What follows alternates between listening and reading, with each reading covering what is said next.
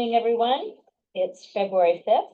Tonight is a workshop, which we have quite a number of items of business. So we're going to try to move at a quick clip.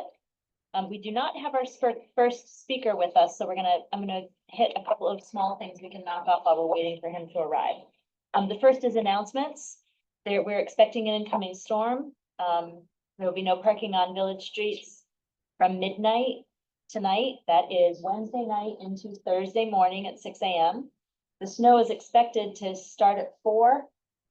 So there will be a couple of hours of pre-salting and plowing when the snow arrives. We do expect it to turn to ice around 1 in the afternoon. So we'll have to assess the situation tomorrow that the crew will be on. So everyone drive carefully tomorrow. We have not received any word from Royal about change in, we did contact them to ask if there was change in garbage schedule. They said no. Put your stuff out late tonight and they'll be around early before the storm kicks in. Item 2 is opportunity to add or modify the agenda. Laura, you had some requests. Yes, please. The first is to modify 3A, just to clarify that we are voting to authorize the mayor to sign a memorandum of understanding regarding dual community choice segregation. So it again. So the first step, as Glenn will explain when we hear from him, is that we sign an MOU, which is on the agenda at 3A, right? Oh, thank you. Did you change it? And I missed it. I'm sorry. Okay, perfect. So it's changed from the earlier. Okay, so that's all we're good. So that's great. And then the second is that I would like to postpone the table the NYSERDA contract modification. Okay. So I have a more formal. Okay. Do we have anybody waiting? Okay. So our options here are to pick off smaller items or to, Will is waiting. We can start with Will. I don't know what kind of flexibility Glenn had. I have no idea. Well, I think Will is here on time. I think we should proceed with Will. So Will, you are up. Thank you for joining early, unless he dove to do something else. The camera's off. You there? No, I'm here. I'm here. Okay. Hang on. Just trying to hit the right button. Okay. So Will Angelillo is part of the Han Engineering Group. He is the village's consulting engineer. Oh, sorry. Can I just say, Glenn wrote that I'm attempting to join, but that's for a passcode.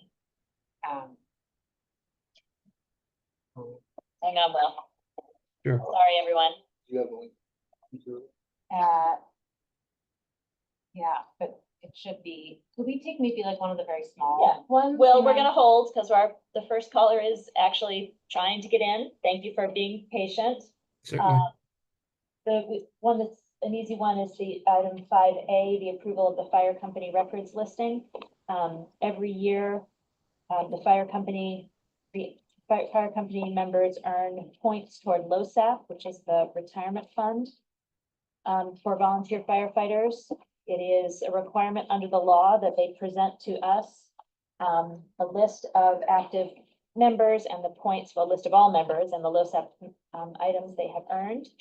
I just want to give a shout out to their number of folks who are over 80 points: Dawn Baisley, Charlotte Brooks, Josh Donardo, Aaron Leonard, Lillian Mosier, Jeff Phillips, and Matt Stelz. Thank you everyone for your service, but particularly calling out those folks. There is a requirement for this to be approved by us and then posted by the firehouse for a period of 30 days. So the resolution tonight is us accepting. Any discussion? Okay, I will make a resolution for adoption and request a second for resolution 4/2025. Whereas Article 11A of the New York State General Municipal Law requires that a list of volunteers who earned a year of service credit during 2024 be approved by the fire department, be submitted to the Board of Trustees for review and approval. And whereas once approved, the list must be returned to the fire department so that it can be posted for at least 30 days as required by 11A. Therefore, it is hereby resolved that the Village of Cold Spring Board of Trustees has reviewed and approved the 2024 firefighters record listing. It's a roll call vote. Trustee Starbuck. Aye. Trustee Phillips Woods. Aye. Trustee Bozee. Trustee Brandler. Aye. Mayor Foley. I believe the ayes have it. Okay, and if we could just make sure that we redact birth dates and addresses before it goes on the village website. Okay, we have Glenn yet? No. Okay. Well, let's do another simple one. So Putnam County prepares our property taxes.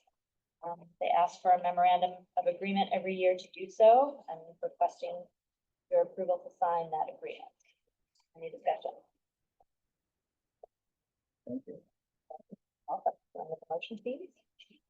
I make a motion to authorize the mayor to sign the Putnam County Real Property Tax Service Contract 2025 to 2026. Second. All in favor? Aye. All right. So we're having a bad run at the wastewater treatment plant with equipment. There's some electrical repairs that are needed. And while we were able to get, we'll just finish this. While we're able to get, an electrician on site, we bundled two of the projects and had them bid on both. One is exterior lighting, and then the other, I don't know that I can explain it, but surge protectors. It's obvious, right? Surge protectors for the equipment and plant. He was able to get, he attempted to get 3 bids, was able to get 2. Burke is the lesser by quite a bit, so he is recommending that we accept the Burke bid. So $1,950 for the surge protector and $2,241 for retrofitting pole for LED lights, driveway, and sewer basin location, and replace existing contractor, bad lighting contractor. No, at any rate, it's a lot exterior lights. Any discussion? Someone like to make a motion? All in favor? Aye. Shorthand Eliza? It is. You already said everything that needed to be said. Exactly. It's very good. Thank you. All right, do we have Glenn? He said, he's using that link, going to try another computer. And I wrote him and said we'd like to generate a longer agenda item and get flexibility. Okay, so we have That's all we can do. 2 more.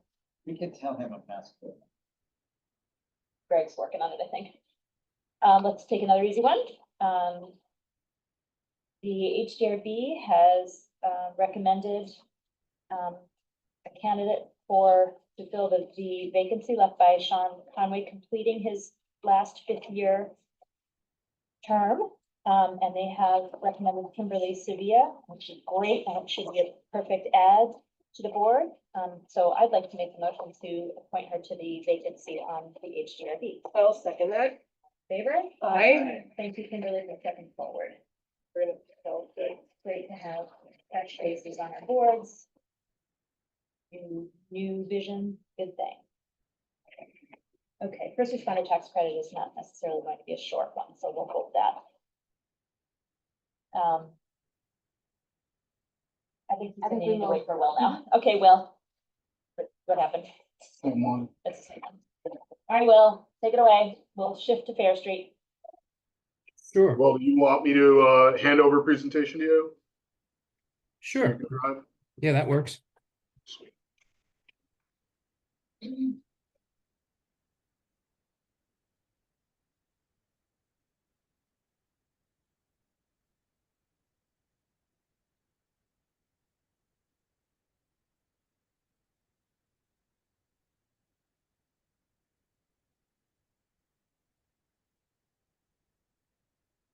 All right. So you guys seeing the map of Fair Street now? Yep, and we have it in front of us, albeit in tiny format. Okay, So this is the area of Fair Street that was damaged in the July 2023 storms. Its engineering required us to do an H&H study. Say what it is, Will, hydraulic and hydrologic. hydraulics and hydrology. I got it, finally. a year-in study of the watershed and what this pipe is actually accepting. The answer is it accepts all of the stormwater north of Main Street, beginning at Bull Hill and down. So this is a highly overtaxed storm drain that failed utterly in July. And will talk to you about how we are working with FEMA, but the engineering is in place to go to bid to upsize and make repairs that are long awaited. So take it away.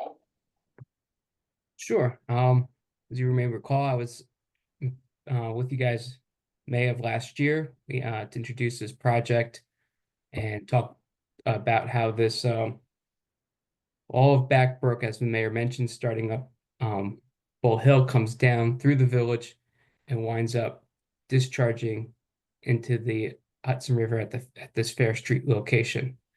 It's a very large watershed going to what is currently a 30-inch pipe, which failed during the July storms of 2023. We did some analysis, the H&H study, and we are proposing a twin 42-inch diameter pipe. So it's a significant increase in pipe to significantly capture more water to convey it in a controlled manner to the Hudson River. This project and by sizing this way, we also set ourselves up well for in the future. We start at the downstream and begin moving our way up the stream as we continue to reevaluate and make improvements to the Backbrook drainage system, whether it's replacing it or enlarging culverts. This is the first steps. That way you're dumping in, as water gets passed down, it's getting dumped into a safe and controlled manner. These plans look fairly similar to what I showed you last May. The big addition is we've added a sidewalk from the parking area, and it will now have a continuous sidewalk to provide a safe route for pedestrians from this parking area along Fair Street, and it will connect to the sidewalk that's in front of the municipal River. parking lot on Fair. All the way to Riverview, yeah. Yep. So including that little piece right in front of the wastewater treatment plant. Since we last spoke, we've obtained DEC and Department of State approvals for doing work in the Hudson River. We needed permits for putting this new head wall here, so that would be because we're working within technically the Hudson River. We've also shared the plans with the Army Corps of Engineers. They've declined to comment on this project and pretty much gave our ability to continue with the project. And we've also gotten approvals from the health department because as part of this project, there will be some minor water main relocation to accommodate the larger pipe size. Water main will have to get just slightly rerouted. Will, just so we're clear for everyone. Yep. The Army Corps has a 45-day period to Yes. review a project. And if they do not review in that 45 days, their consent is assumed. Yes.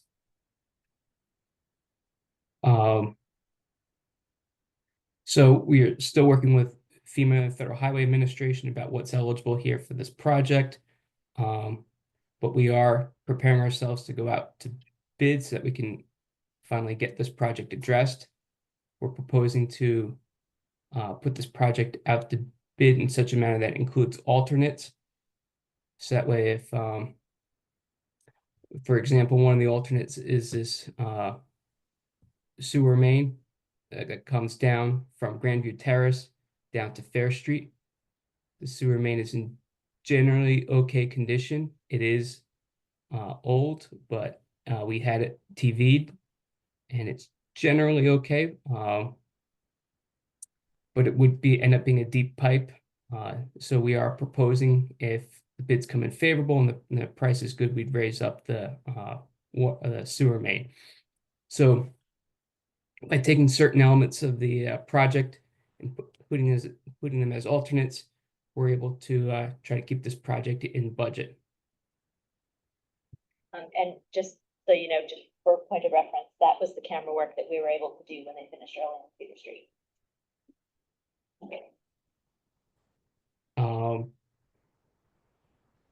As a project of this magnitude and size, the village is required to do a seeker analysis of the project to evaluate environmental impacts from the project, being that it's an unlisted type project. So that's what we're here to do tonight. Is the first step is to for the village to declare themselves the intent to be lead agency. And then that intent is sent via notice to all the potentially involved agencies to obtain their consent or objection. Presumably, there will be no objection, and then in 30 days, we can proceed with the seeker and make a determination. And Will, you had, I didn't think to print it, to bring it with me, but we prepared a list of interested agencies. The only other involved agency is Putnam County, right? Because Putnam County and the Health Department, Putnam County Health Department. County Health Department, I think we'd also include DEC and Army Corps of Engineers as involved Okay, as agencies. involved also. And then But who gets they've already notified is- reviewed the project, so I don't foresee any sort of issue from them. Yeah. We have their permits. They technically did their the DEC did an uncoordinated review when they were evaluating the permit request. Okay. And so the interested agencies would be what? Whom? Are there Um, interested agencies? for the interested agencies, are the it's kind of, I would think, up to you guys to determine who else would we want to send Those it are the to. only, the ones that you described though are the only permitting bodies. Those are, yes, and those are the involved agencies that we would send the notice to. And then the only other people who could potentially be a lead agent on the project. I think John First had mentioned that in the past we have just as courtesy notified Nelsonville and Phillipstown, but also the folks across the river. But that may have been for a code change. Sure. So we'll confirm that, and you can make a recommendation to the trustees when we're ready to do that part. That's our part we're not doing tonight anyway. Sorry. Well, I think we should probably determine who we're going to send this tonight. Because Okay, send it out. Okay. Yep. So thoughts? Is there any reason to send across the river when it's not? That was our zoning code change that we sent across the river to Cornwall, and They have to look at it. because they have to look at us exactly. Yeah. But they're go ahead. What's the window we're hoping to get the project started? I'm sorry, what was the question? The window. What's the window where we're hoping to get the project started, like break ground? So we're setting ourselves up to begin construction like in the end of May, beginning of June. Ideally, once we send out the notice, we have 30 days, so we'd be completing seeker towards the beginning of March. Then we could put the project out to bid. Maybe we assume a month to a month and a half to bid this project. Once you get bids back in and evaluate the potential bidders, get a contractor lined up and an agreement in place, we're looking at the end of May, June at the fastest to getting this project started. And the goal is to get as much done as possible before the busy fall season, so it's a safer pedestrian passage there. Yeah. And people can enjoy Mayor's Park better in the summer. Oh, that's good. Do we want to, I mean, that corridor is used quite a bit for Little Stony Point and Washburn trails. Do we want to include state parks? As an interested agency, Yeah. and because they would not be involved because they don't have permitting authority. Right, so just so they're aware of this, might have an effect on your operations, I can't really imagine, but it's used, I'm sure we're gonna try and keep the corridor open as much as possible. so. Well, I think you said that there will always be a lane of traffic, of moving traffic. That is the intention. Fortunately, most of this work is located just off to the side of the road. So It's not on a shoulder. it's mostly underneath the existing parking spaces. So the contractor should be able to keep one lane open. That said, there might be a temporary, just for like a very short duration when you were doing the actual road crossing. Over in this where the pipe goes underneath the road from one side to the other. But he'll probably construct that in first one half and then the other half. But we will All right. make that clear and when we go out to bid that we need to maintain this route, and it will be included as part of the bid. I think more communication and, provide information is a good thing. Yeah, I don't have So any I have no problem with it. problem. I mean, we could, that being little Stony Point Citizens Association. Maybe it would have, they're quite close to it, tell them. And then is it the county that keeps vehicles at our highway garage? Oh, yes, they're very much So aware. they know. Yeah, they're So, very and, much aware, and they're but- already. And we would, Yeah. they have to include them as an involved agency anyway, Yeah. because they have a department. Yeah. Okay, so the ones that I'm hearing us interested in is including as interested agencies are New York State Parks and Yellowstone.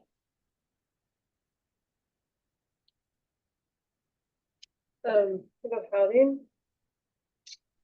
Oh, yeah, that's a good idea. I mean, they're gonna be informed of the project anyway, but course, like but formally, If it yeah. affects bus. Give them as much information as possible. It's the end of the They year, could but. bus routes, but it may, You know. it would during their games. Yeah. You never know how long they'll really Oh, I don't know. go. They are done by Yeah. fall, but. You never know. Okay, doke. So, Will, now, what else do we need from you? We need to declare ourselves lead agency with this, resolution. In May of 2024, we did, we've already approved the Part 1 EAF. So the announcement of lead agency and the Part 1 EAF goes to the involved and interested agencies. What else do we need? Any other questions from the board about the project itself? I have one, am I remembering this right? Well, I think it's correct that even with these new pipes, with a big rainstorm, it's still not enough to carry what we could get in a really big rainstorm. And so it's the reminder of what you had said, if you start at the bottom and then you move upstream, there's still more work that we need to do to hold water in place further up or redirect. Is that right? Yeah, that's fair. That's a good point to bring up. That this improvements will help for a lot of the large storms, but it's not going to solve all of the village's drainage problems. There is a limitation on how these pipes can be sized based on cost and physical constraints. So right now, the 30-inch pipe and the 100+ acres getting to that 30-inch pipe could not even pass what we call the 1-year design storm. That's a storm that you're very likely to occur in any given year. So we sized this for I believe it was a kind of in between a 10 and a 25-year storm event. So that way we'll capture some very large storm events. A 10-year storm is a large storm. I think don't quote me, but it's around 5 inches in 24 hours. So we will capture some significantly larger storms with these twin 42-inch pipes, but a 100-year storm will likely overtop these pipes. But also at the same time, this project is located in the floodplain, so there are other things that would be happening during a 100-year storm event going on at the same time. So it's not practical or feasible to size for such a 100-year storm event. That being said, in a 100-year storm event, if this area floods, by having these additional drains and these large pipes after a storm ends, the area should drain faster and recover more quickly. That was really helpful, thank you. Yes. Thank you for asking, it's a good question, and that's also why that slope is being looked at right now, because that's the stormwater drain on the slope is also collapsed, and a lot of the flooding that you see during rainstorms when the mud pushes out onto Fair Street are they're starting higher up. So one portion of this project addresses the washout, but as Will said, the Hudson River is tidal. We can't, if the tides are high and we get a storm, it's gonna flood. This used to be called River Road. There's a reason. The shoreline came all the way up to it. And Mayor's Park is landfill. So we have already fought the river there, and it's fighting back, and it will as storms become more volatile and the river rises. Yeah, I think it's important to note, Laura, that everybody needs to understand, no matter where you are in the catchment system in the village, if we have a storm like we had in July, 9 inches of rain in a 4-hour period, we're gonna flood, and that's all there is. But to Will's point, hopefully we'll be able to clear water faster at this end. And this is also, everybody needs to understand that this is a multi-year project. We're starting at the bottom, and we've got to make our way all the way up to the Nelsonville Woods. And it's going to be not every inch of that, but there are key locations along that route that we're going to have to address over time. So this is for the long haul, and we're in for dollars. So we're going to have to cross those bridges when we come to them. So if there's no other discussion, would someone like to make the motion to declare lead agency? I make a motion to,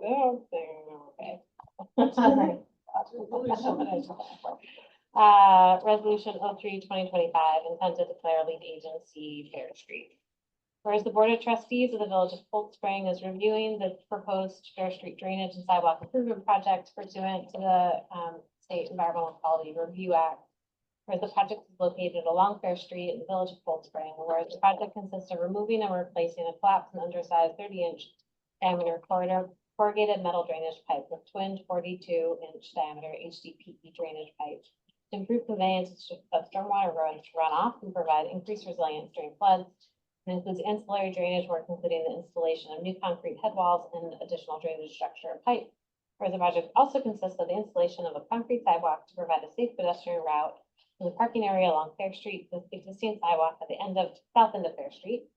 Whereas the project includes working with an unnamed inlet on the Hudson River, a property owned by the County of Putnam and within easements on private property.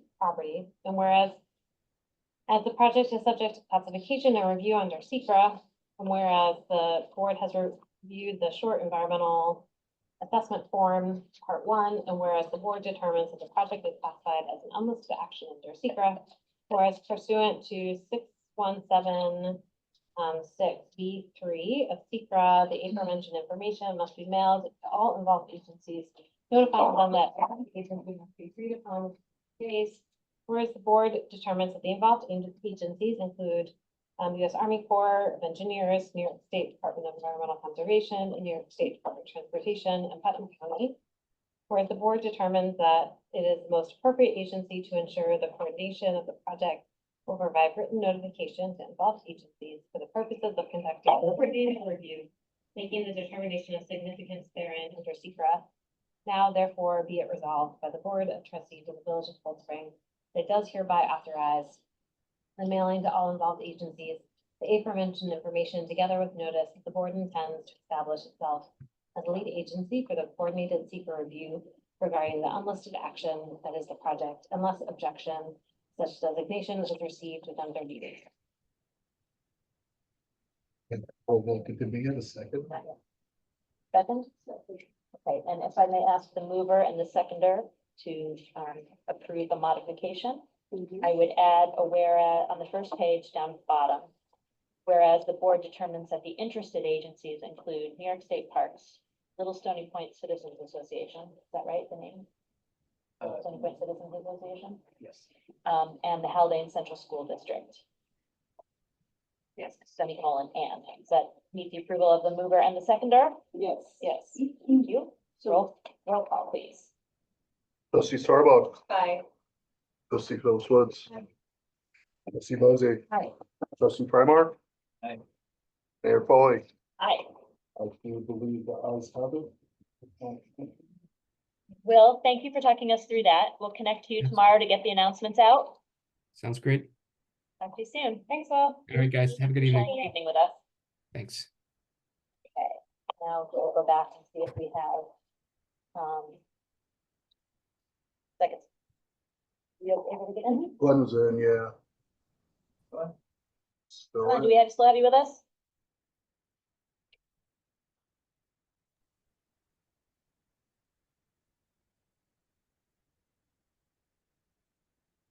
There he is. Hi, Glenn. Oh, you're muted still. No mic. We're having trouble hearing you, Glenn.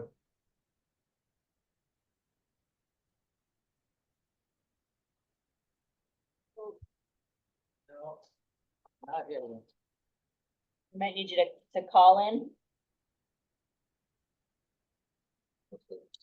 Connection's back. Maybe try shutting off your camera. Sometimes that helps.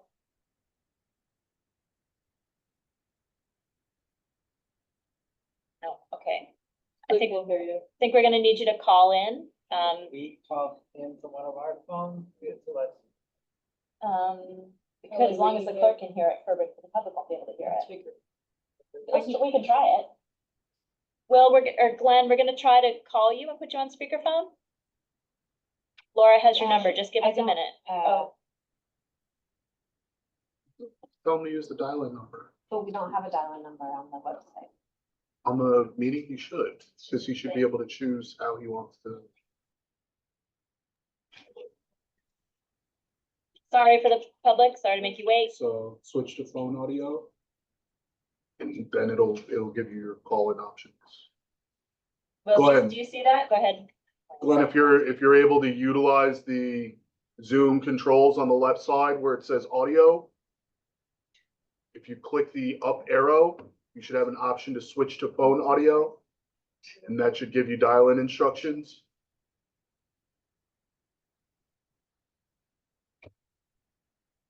Well, we've all certainly been here. Yep.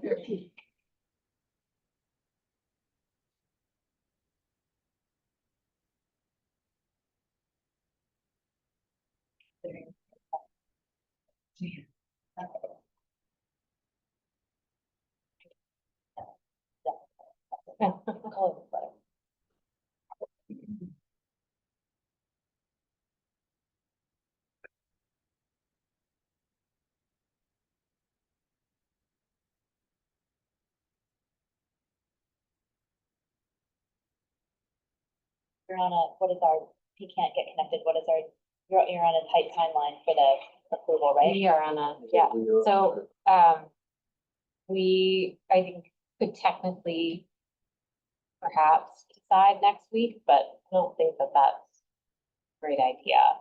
And we can discuss it amongst ourselves and like Glenn send slides and we can walk through them and I can tell you what I know, but would certainly love for you all to be able to ask your questions to Glenn. Let's give them another couple minutes and then we'll shift out.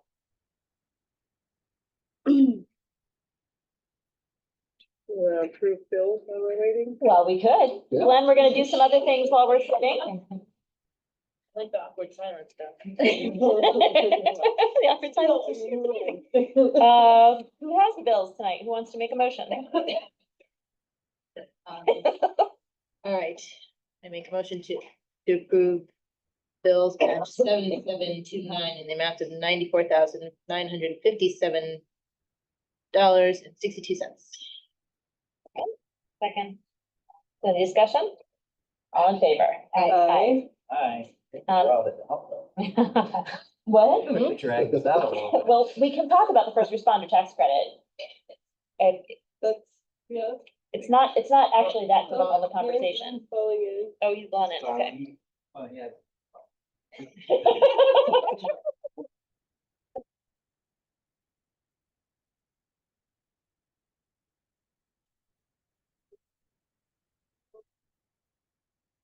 Can you guys hear me now?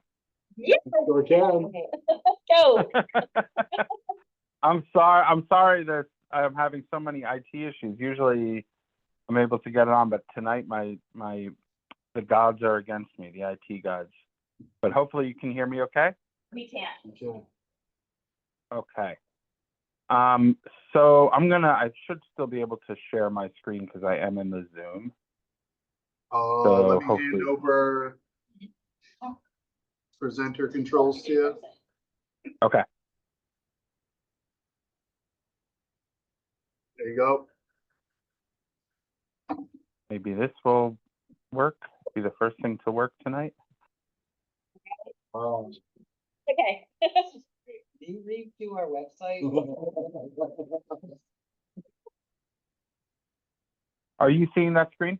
Yeah, Sure yeah, are. you're good. Okay. All right. So I'll just jump in here again. Sorry for the delay tonight.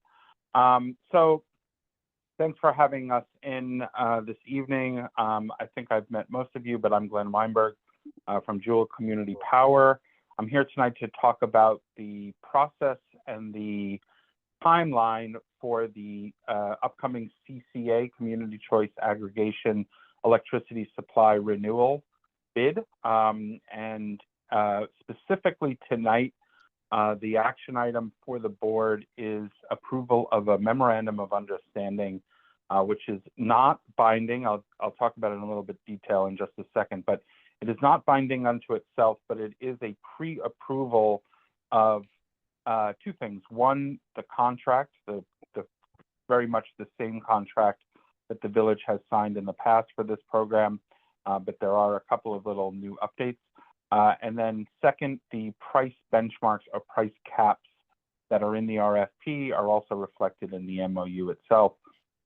And that is just sort of a guideline. Of course, we can get lower, all the better. We'll get those final prices on February 19th, but the MOU gives an indication to the bidders which communities are planning to participate and as well as which default electricity supply products they're intending to choose, whether that be a 50% renewable or 100% renewable. Again, I'll talk through that in a little bit more detail in a second, but just wanted to give a high-level overview of the action item for today. First, Jewel Community Power, we're a municipal energy consultant. We served as the village's energy consultant and program manager for this program and other energy programs since 2018. The Village of Cold Spring is actually a founding member of the Hudson Valley Community Power Program, which launched in 2019, getting ready to go into its fourth contract. Cold Spring was one of the first 6. We're now up to 16 communities in that program, so it's grown quite a bit. Jewel itself, we represent 60 municipalities here in New York State, more than 800,000 New Yorkers, and we focus primarily on renewable energy and renewable energy programs, of which the Community Choice Aggregation is really the cornerstone program. So just a review. I know you guys are pretty well versed on this by now, but Community Choice Aggregation, it's a New York State policy that allows cities, towns, and villages to determine the default energy offerings on behalf of their residents and small businesses. So whereas in a typical case, folks that would move into any community signing up for default service would automatically get put on the distribution utility basic service, which in your case is Central Hudson, which offers a variable monthly, as their basic service, a variable monthly rate that fluctuates month to month.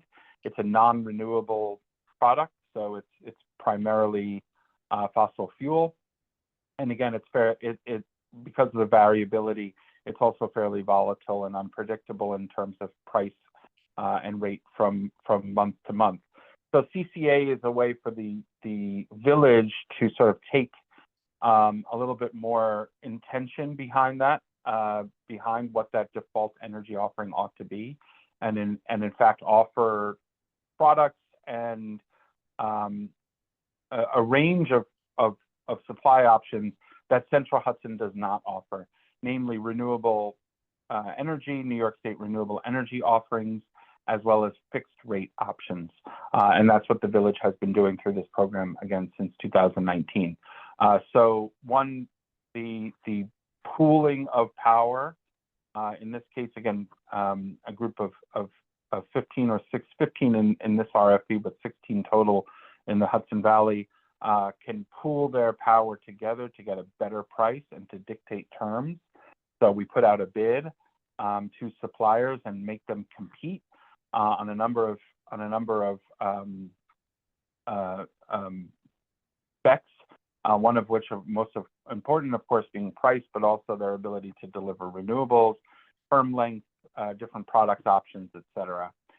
So this is a way that New York State has, a policy that New York State has implemented to support renewable generation, both existing or baseline resources, which in New York State is primarily hydropower and wind power, as well as new build renewables. So we, as you guys know, we have a very aggressive target, and now not just target, but law mandate in New York, the CLCPA, which I'll talk about in a second, with some pretty aggressive targets. So CCA is a primary policy driver that New York State has utilized to drive local autonomy over energy decision making, and also to help the state as a whole reach their aggressive clean energy targets. And then again, taking that pooling of power and that market power, it allows us to dictate to sort of invert the typical retail dynamic, which is that customers just have to take their price takers, their contract takers, they take what's out there. With CCA, we write the contract, we send out the RFP, we dictate the terms of the deal. Again, CCA has grown quite a bit since launch here in the Hudson Valley. We launched in 2019 with 6 communities. We're now up to 16. We've seen similar growth in several downstate aggregation programs, such as in Westchester County, as well as across the river in Orange and Rockland as well. They've all grown over time.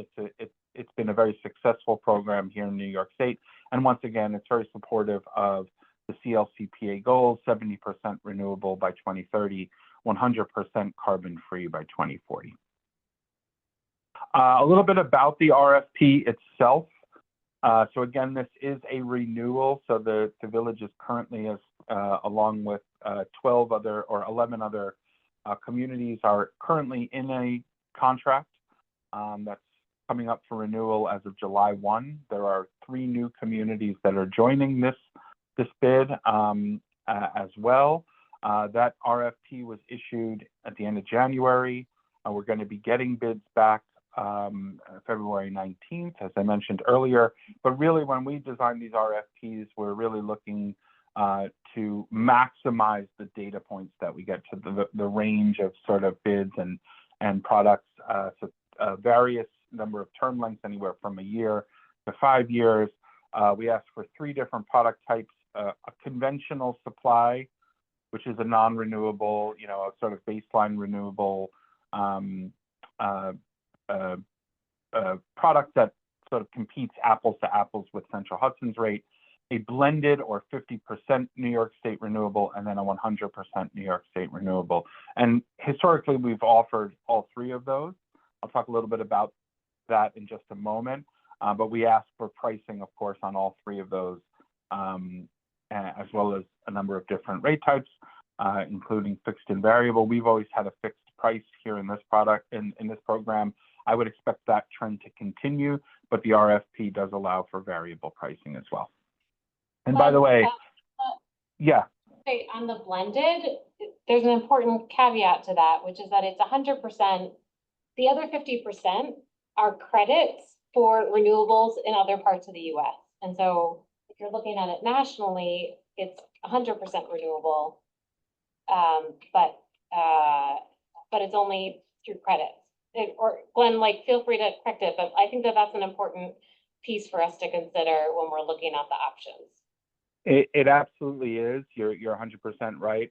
And I'm sort of obligated to mention that New York State rules prohibit us from making a claim that that product is a 100% renewable product. New York State only considers New York State renewables to be renewable, despite what the rest of the country or the rest of the world says. That's New York State's rules. So I want to be very careful about that, but you're 100% right. All of the power in the blended product is covered by renewable certificates. Half of them come from New York. The other half come typically from wind out of state. But it is absolutely an important feature of that product. And in the last contract, the Village of Cold Spring opted for 100% New York State renewables, right? And I think Nelsonville and Town did the blended. Yeah, it's a little fuzzy, but I think you're asking about the existing contract that the village selected the 100% as the default. Yeah. Yeah. Yeah, and so that you'll have that same choice here. You'll express that through the MOU. That is, which of the renewable options you'd like to select as your default, whether it be 50% or 100%. But it's very important to note that that default will apply to any customer that does not take any proactive action. But the customer is always the end customer's decision which product to enroll in, whether it be the 50%, the 100%, or perhaps to leave the program altogether, right? So the municipality, the village will select the default for those folks who don't make any other decision, but the individual consumer always has the final say on their account, of course. Just a little bit on the timeline. We did issue the RFP as of January 23rd. We asked that you get the MOU back by the 13th, but you're discussing it tonight, so hopefully that shouldn't be an issue.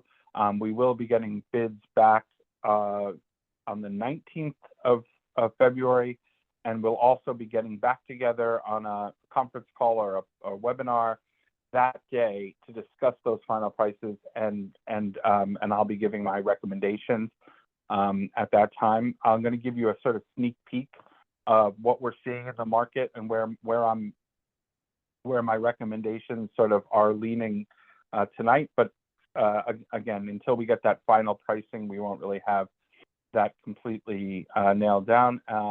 But it is important to mention that this really is the opportunity for the board the trustees to discuss their options. And the MOU is an authorization for the mayor to go ahead and award that RFP and execute when those prices come in. The reason that we have to do it that way is because electricity pricing expires by the end of the day, right? It's like, it's a commodity market essentially. So we can't lock in pricing for any long period of time. So in a typical case, we might get a price that we would, through an RFP that the village might issue for something else, a police car or something like that. And you'd get a bid that would hold firm for 30 or 60 or 90 days. And you'd have a chance to take that bid back and discuss it in a board meeting and make a decision.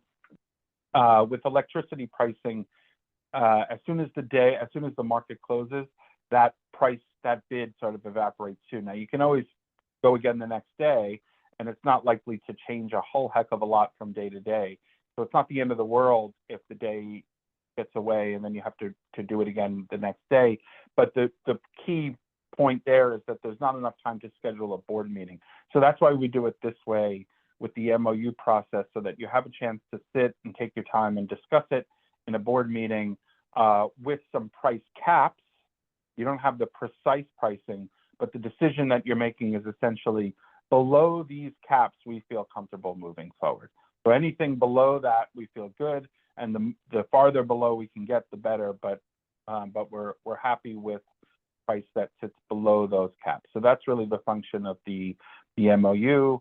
And I'll give you some more detail on that in just a second. But just to finish on the timeline, if you go ahead and award The opt-out period, as you know, every time we do a new contract here, there's an opt-out period where every eligible customer will get a letter in the mail describing the program, the rates, their options as consumers, including how they can opt out. There's 3 ways to opt out: by phone, by online form, and by prepaid postcard that comes with that letter. So we make it as easy as possible for people to opt out. And if they've opted out of previous contracts, they will not get that letter. So once you've opted out once, you're sort of off the list. Now you can always, of course, voluntarily choose to jump back in. And that's an important, feature of this program that I should point out. You can leave the program at any time, either before it begins or at any time thereafter, for any reason without any penalty or charge. And you can similarly come back into the program and re-enroll at any time for any reason with no fee or extra charge. So it's a revolving door. It's a free movement. So consumers that feel they've got a better deal with Central Hudson or with the program can make that choice, and they can change month to month. Basically, we don't advise customers trying to sort of game it out too much month to month, but that's their right to do so. And the opt-out period will run through May, and then the contract will begin seamlessly from the last contract, which ends on June 30th. The new contract will take effect July 1st. Okay, so just a look at pricing to give some context. I'm going to share some additional detail on indicative pricing in just a moment. But this is Central Hudson's variable monthly pricing over the last 3 years. That orange line, so you see this is a very volatile number, right? It's like this roller coaster effect. Month to month, very unpredictable. Can as high as 22 cents, as low as 4 cents within the matter of just a few months.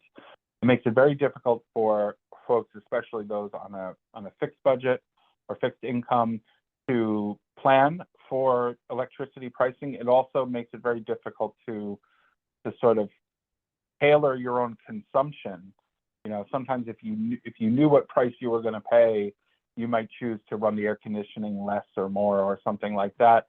But because the price is so, by the time you see what the price is, it's already on your bill and you've already been charged for it. It makes it really tough on customers to really plan that way. And of course, as we know, Central Hudson has also in the past couple of years had some very, real challenges in terms of billing people properly and on time, and have gone through a big issue with that, with the change of their system. They've been under a lot of scrutiny in Albany as well for that performance as well. So CCA is a way of sort of taking some control over that uncertainty and that ambiguity that comes with being a utility customer, and provides typically a fixed rate. So you see that straight orange line that cuts through, and that represents what we are seeing indicatively as a comparable or non-renewable fixed rate from our CCA bidders. So you see about half the time over the last few years, the Central Hudson rate is higher, about half the time it's lower. It is important to note that over the last year or so, Central Hudson has been pretty consistently below that number. It's also been pretty consistently below the CCA contracted rate, which is a similar rate. It's a very similar number, actually, a little bit lower than this number, but around the same. So it is important to note that this current contract, the previous contract performed very well and saved people a lot of money. This current contract has not done that. But when you look historically, it's pretty consistent that the CCA rate compares pretty favorably to Central Hudson, pretty close to even over the course of a long period of time. The memorandum of understanding itself, again, it's a pre-approval of the contract and of those pricing caps or benchmarks. You're going to indicate which your preference for default renewable offering, whether it be 100% or 50%. But again, customers can choose whichever one they want, or to leave the program altogether. The pricing benchmarks, there's a couple of different sources. For a conventional price, New York State says it has to be lower, and this is a rule that doesn't just apply to CCA, it applies to all alternate suppliers of electricity in New York State, period. But New York State says if you want to offer a conventional or non-renewable price, it must be lower than the 12-month average, the look back of Central Hudson's price over the previous 12 months, plus 5%. So they give you a little bit of wiggle room, but it's basically got to be lower than what Central Hudson's price has been. That same restriction does not apply to renewable products. So we use a different benchmark for that. We use a benchmark that's derived from looking at what an individual customer could get on their own should they go and shop for a comparable apples to apples product, be it 50% or 100% New York State renewable.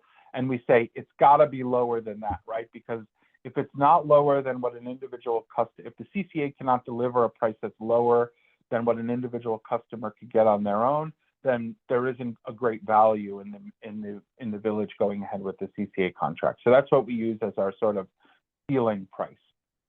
And again, this is really critically important on the MOU. This is the opportunity to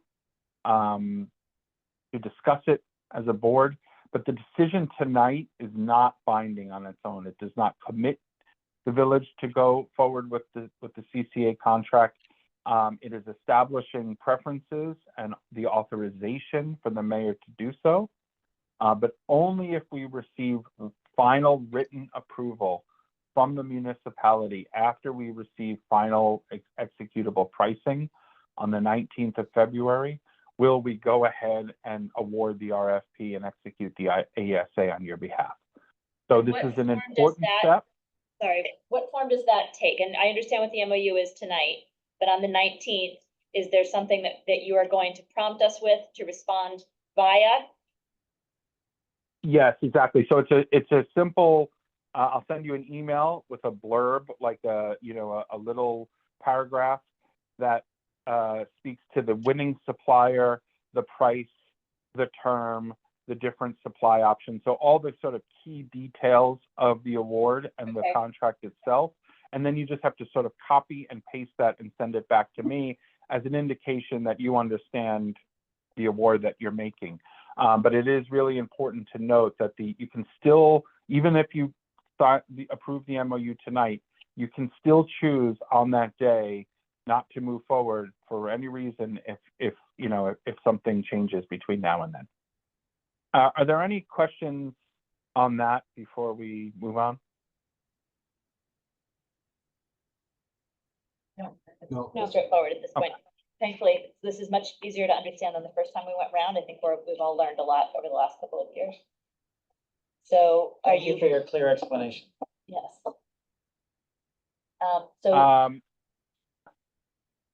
Are we good to have discussion about 50 and 100? Are you finished with your presentation? I'll just, what I'll do is I'll just going to show you this, and then we can absolutely go to the discussion. I just want to show you sort of indicatively what we're seeing in the market. So that 12-month average that I spoke to that dictates the benchmark or the cap for a conventional price is 8.7 cents. It's very important, as I showed you before, if you saw that orange line, indicatively what we're seeing is a little bit over 10 cents, so 10.3 cents. That's just an indication of where the markets are, right? So I want to be clear that New York State says you cannot offer a conventional price unless you're lower than that number. We right now do not see a feasibility for a bid getting below that 8.7 numbers. So it's important that the village understands as we go into this process that this time around, this program is likely to be a renewable only program. So that standard or conventional offering is not likely to be offered this time around. However, what we're seeing at the 50 and 100% renewable columns, we're seeing some savings against what customers could do on their own. We'd ideally really like to see a bigger spread. And that'll dictate our recommendations when we get there.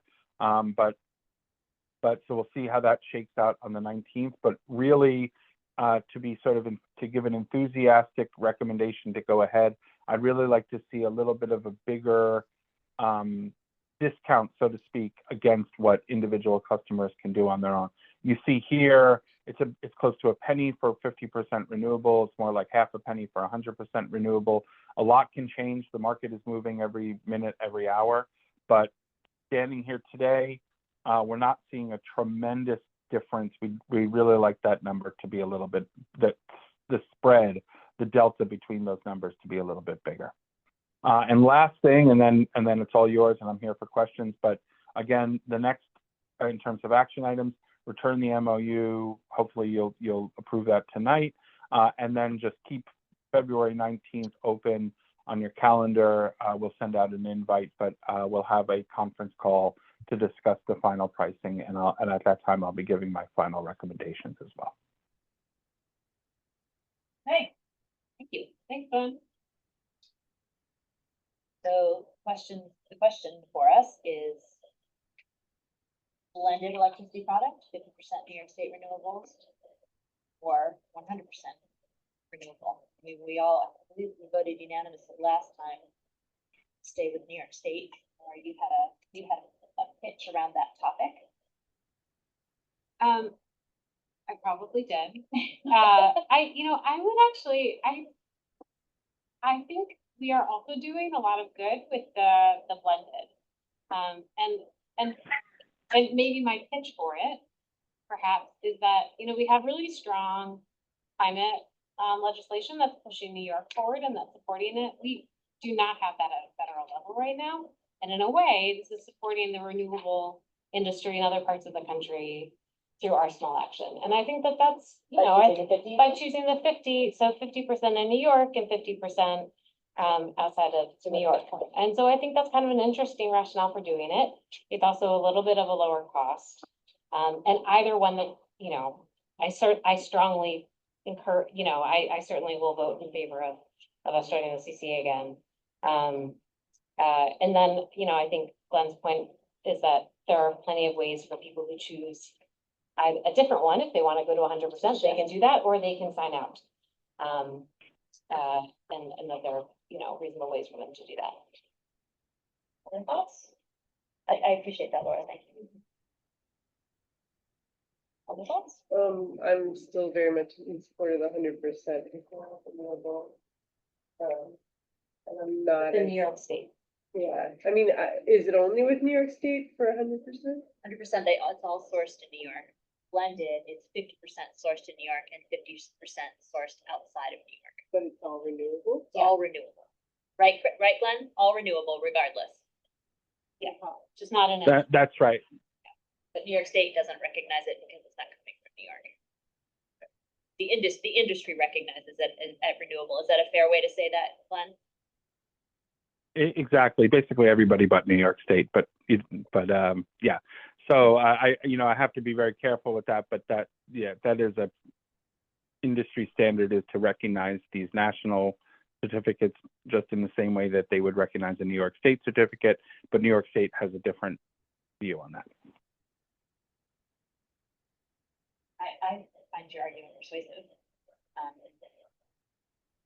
We are also, as a village, our own utility source. We're signed up through community solar, and that's another option for local, because I'll just say this is like the New York renewable energy doesn't mean that it's coming locally. It's not like coming from other parts of the state. So there's we have taken further steps within the village to be supporting more local renewable energy on top of this, which I think is awesome.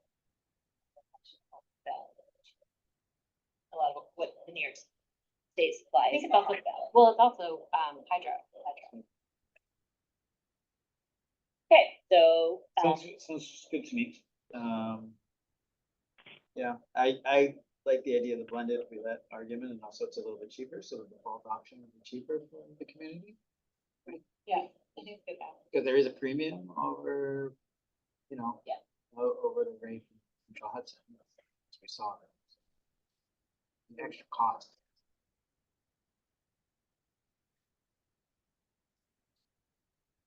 Well, that cost and balance out. Central Hudson's quoted rate right now could change and get higher, so. No, this is we're assuming that it's gonna even out. But I think your point about giving our villagers a lower price of the two is a good one, especially when prices of And everything everything is going else. up, yeah. So I would support that, but. I think Laura made a very convincing argument regarding the opportunity to help other markets outside of New York during the current climate, as it were. So I agree with what you Okay, so I am here checking the 50%, the CCA blended electricity product, 50% New York renewable, 50% outside New York renewable. And I'm just gonna sign this so it's done and hand it to you. I have a, I'm sorry, first I need authorization from you. Would someone like to make a motion? Make a motion to authorize the mayor to sign the memorandum of understanding, dual community choice aggregation With the blended. with the 50% Water. blended electricity product. Second, Second. all in favor? Aye. Opposed? Thanks, We are done, Glenn. Thanks a lot. Thanks, Ken. Thank you so much, and apologies again for the IT issue, All right, we but got thank you so Thanks much. for persevering. All right, with that, now it's time, now we only have one item left after all that. Okay, Like exercising. we did bills. We didn't do Ken. Oh, no, we did do, Kim. Kim. You left the room. Oh, I sorry. seconded, the mayor made the first. Well, thank you. Yeah. Yeah, I'm sorry, I didn't even realize you were out of the room. Sorry. I know. We're so efficient. Thank you, Eliza. Thank you. All right, so back to the one item, which is the first responder tax credit. So John first sent this to me, changes really late. So I went in and marked up what his changes were in a way that was easy to follow. I think it's easy to follow. The substance is the same. What changes is that he tightened up language a bit and collapsed sections that didn't need to be, that could do a single section. And he specified Cold Spring Fire Company and Phillipstown Volunteer Ambulance Corps. Remind me, when he marked up something, but when did we see that first version? Sent it out last week on Thursday, right after the meeting, Thursday morning. But he didn't get back to me until 4 today. I have the earlier version here if you want to see it. I'm not voting on that. No, what we're asking to do tonight is to schedule a public hearing to take what has been written before the public. And obviously what goes before the public will be a version of what's in front of you right now with the edits accepted for the comments. The comments were deleted and the highlights turned off. Any discussion? I think this is a great initiative and it's a really good way to encourage people to join the fire company. It's not gonna be a huge burden, I don't think, on the community. It's about, for the fire company, I don't have ambulance corps numbers yet because they haven't given them to us yet, but it's very small. Most of them are in the North Highlands. For the fire company, it amounts to about $1,700. That we're then distributing among the rest of the taxpaying population. Right, the budget doesn't take a hit and it's not a huge amount of money. It's like just a couple bucks per The person. budget doesn't, basically. yeah, exactly. The budget doesn't take a hit. It means that we still levy the same amount of taxes, but the number of people among whom the taxes are spread in the levy is smaller by, I think, 7 20 people, something people, like yeah, that. It's tiny. It's small. Because there's a time, enrolled members there's an activity requirement and a LoSAP points point. So of all the names that we looked at tonight, there are about 7 who are also residents of the village in a residential property. And have earned the time and commitment. It's New York State gives the option of up to 5 years. Fire company has requested 2 years of service, so they can give incentives sooner. I'm supportive of that And keep people, and keep people. which is always a problem. I should say the other, Aaron, the other thing that's different is I had put in definitions of enrolled member. But it's not, we don't determine enrolled members. So John recommended pulling that out. The fire company and the ambulance corps determine who is considered to be an enrolled member. They, just like with LoSAP, they provide us a list. And the list is then forwarded on to the town assessor. And the assessor, each of those, this is the enabling legislation to grant that, but the individual members go through an application process with the town assessor. So we're not actually, we are accepting the names and forwarding them on, we're not describing them. Do we feel like we're ready to take it to public hearing? So this matches the benefits that Nelsonville and Phillips It found. matches the county. No, the county is 5%. The county did 10% at 5 years. Nelsonville and Phillipstown did 10% at 2 years. And Haldane last And night, Haldane differently. last night approved 10% at 2 years. Oh, so they've changed Yeah. there. Oh, great. They approved it last night, 10 for 2. And the lifetime benefit of 20, that, After 20 years, you're considered, after 20 years of service, you're considered a lifetime member and you only have to apply for it once. And after you apply for that, you automatically get whatever the, It becomes like Star. Star automatically on the roll for 20 years. Thank you for that clarification. I didn't know they changed their minds last night. That's that's great. why I'm here. That's great. Comment from the president of the fire company for the public who cannot see her. Okay, I feel comfortable bringing it to public hearing. Yeah, I think the sooner the better. I wanna And- get this done. yeah, we have to make a deadline. And so there's reference to seeker here. We'll have the EAF part 1 in front of us as part of the public hearing. This is just declaring ourselves lead agency, similar to what we needed to do for Fair Street, but it's a different process because it's not a land change. Simple. Would someone like to make the motion? Make a motion, resolution, we accept the resolution 06/2025, setting a date and time, public hearing of proposed law amending chapter 118 of Village Code. Following resolution was offered by trustee Aaron Frymark for adoption and seconded by. Myself, trustee Fairburn? Did you recuse yourself, or are you good? Oh, yes, you do need to recuse I yourself. do? Okay, never mind, I don't. Yes, and let's just so that everybody's clear on that. Thank you, I'm Erin. a member of the fire. Member of the company. fire company and stands to benefit from what we're voting on. I think tweet was. Oh. I Well, think there it should should just just be be the 3 of It us. should be the 3 of us. Okay. Spouse of a fire company member. Thank you, Erin. Stop that. Oh, he's gonna read it first. Seconded by trustee Laura Bosey, to wit, whereas the Board of Trustees of the Village of Cold Spring seeks to update the village code by amending chapter 118 taxation and set a time and place for a public hearing to consider such amendments. Now therefore, it's hereby resolved that the village board hereby determines that it will be the lead agency with respect to the review of the proposed local law, the project, in accord with the New York State Environmental Quality Review Act, (SEQRA), and Part 617 of the regulations implementing SEQRA. Since there are no other agencies that have the authority to the project, and let it be further resolved that a public hearing be held by the village board in order to receive comments and suggestions regarding the proposed amendments to the above listed chapter and to receive any comments concerning the potential adverse impacts of said local law on Wednesday, February 5th. 5th. Sorry, 5th. 5th. Oh, no, with No, the hearing. No, no, Public hearing would be the 19th. Sorry. Are all, actually, the 3 of us are all.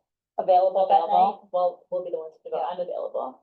Are you here that week? On That's- the 19th, Mhm. I believe so. It will fail without. Or we'll zoom Or not? Or, no, I don't. it has to be an in-person forum. Well, we need to have an in-person But we're forum. both, it's okay. We'll confirm with the village attorney on that. I think if 3 of us are physically here, you can be on Zoom and voting. Wednesday, February 19th at 7 PM at Village Hall, 85 Main Street, Cold Spring, New York. And let it be further resolved that the village clerk is hereby authorized and directed to cause said public notice of said hearing to be given as provided by law. Roll call. On roll call vote. Mayor Foley, Aye. trustee Buzzy, Aye. trustee Frymark. Aye. I believe the ayes have it. And 2 abstentions. 2 abstentions. Okay, so we'll do these, we'll accept these changes in the morning and get it out.